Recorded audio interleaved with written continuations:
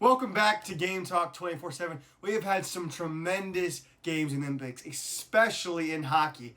3 going to overtime last night. Phenomenal. USA men's hockey beat Sweden for the first time since 1960. That was beautiful. You have Quinn Hughes coming up big, destroying the Swedish fish efficiently, effectively, amazingly, and phenomenally. It was all beautiful. You know what? We're going to talk about that in a second. But you know what? Make sure you go down and hit the like button down below and hit the subscribe button down below. And if you are subscribed, tell a friend to subscribe. It helps them out, it helps you out, and it really helps us out here at the channel. You know, it helps us grow and get bigger. So again, make sure you hit that like button down below and subscribe to the channel. It very much helps us out, and we really, really appreciate it. Again, USA defeats Sweden yesterday 2-1 on the back of a goal by Dylan Larkin in the second period.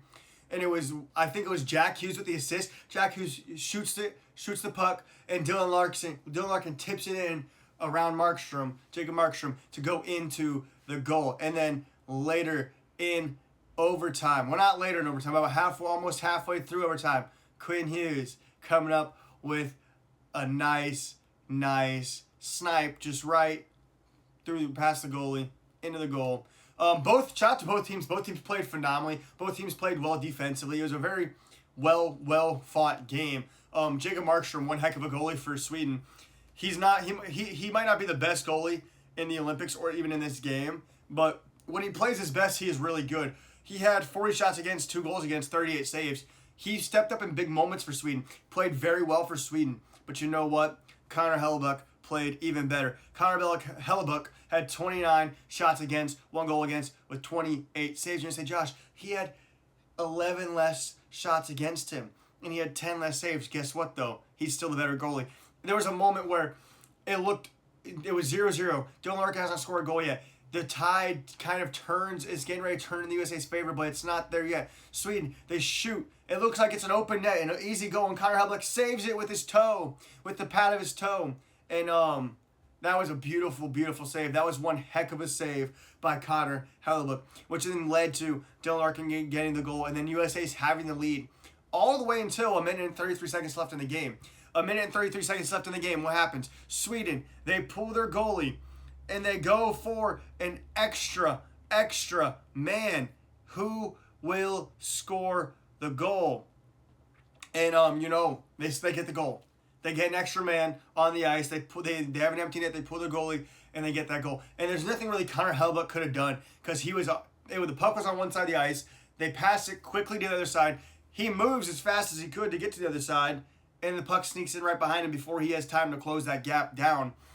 Again, nothing really he could have done to stop that. That was beautiful offense by Sweden. Again, with an extra man on the ice, it makes it harder for you. And when you're only up 1-0, you don't have that cushion sometimes with the extra man on the ice. But you know what? They still get it done in overtime, winning against Sweden. Big takeaways here.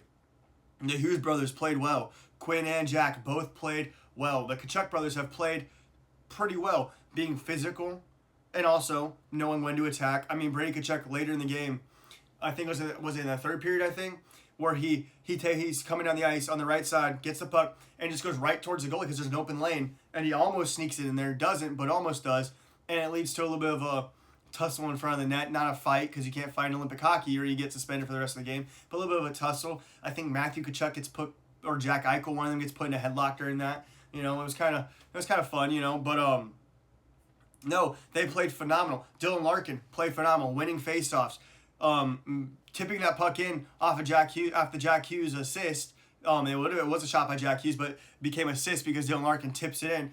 Phenomenal. I mean, it was phenomenal all around. Charlie McAvoy, phenomenal, making big hits all night long, playing solid defensively.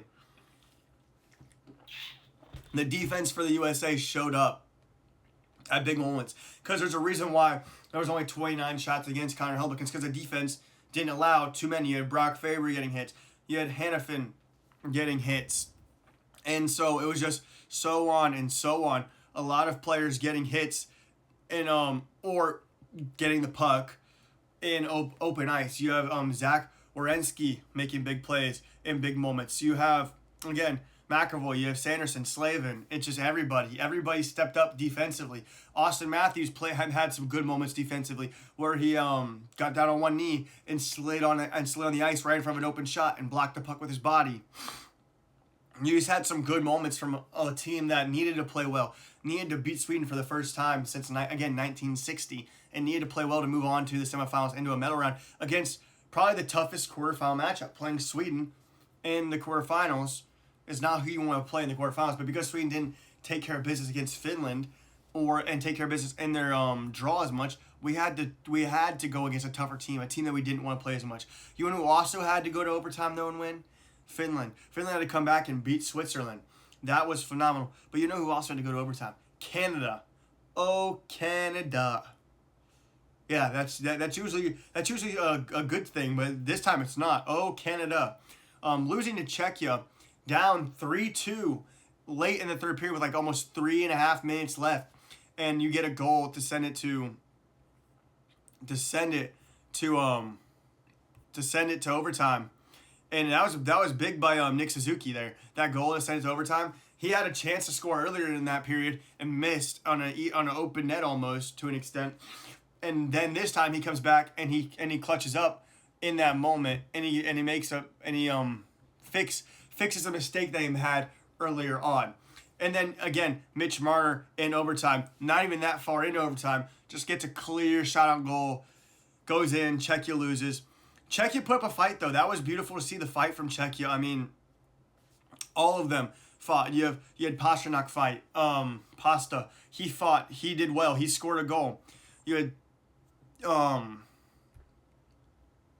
just fight from their whole team in general, and they knew that. Going into the game, the coach said, we knew we would have to play Canada twice, and we knew we weren't going to beat them twice. So why we lost the first. That's why we lost the first one 5-0. Now obviously he's joking because obviously he didn't know if they were going to play Canada or not. But obviously he was joking when he found out that they were going to play Canada for a second time. He's like, obviously he's joking of, we knew we were going to beat them twice, so that's why we lost the first one. Obviously you'd rather win the second one, but knowing you're going against Canada, if you do play them twice, you do know you're not going to beat them twice. It's going to be difficult. And well, they fought in this one. It almost looked like junior hockey out there where Czechia beats Canada consistently, but did not happen. And you know what? That's fine. They fought to the end. Some of their players talked about how in the first one we respected Canada too much. Like we played with our respect for Canada because how good they are. We respected them. In this one, we need to take some of the respect out of that, and we needed to take the respect out of the game and just go and play physical and play a little dirty. Maybe not dirty where like they're taking illegal hits, but they needed to play nasty. They needed to play physical to really give themselves a chance to be Canada. It almost worked. I mean, Sidney Crosby got hurt in the first period or second period and didn't come back the rest of the game. And the rest of the game, and he might not even play tomorrow. I don't know. I don't know the full extent of Sidney Crosby's injury, but he got hit hard 3 times in a row, and eventually he was like, yeah, no, I can't do that. And he had to go off the ice, and he didn't come back. He didn't return the rest of the game. He was injured. Didn't return the rest of the game. But the thing is, players stepped up. You had Mitch Marner. You have Nathan McKinnon, Macklin Celebrini. So much more to stepping up. I mean, Macklin Celebrini was the first goal of the game, but then just unanswered goals by Czechia. And just, again, Czechia fighting, trying to stay in it. Couldn't get it done.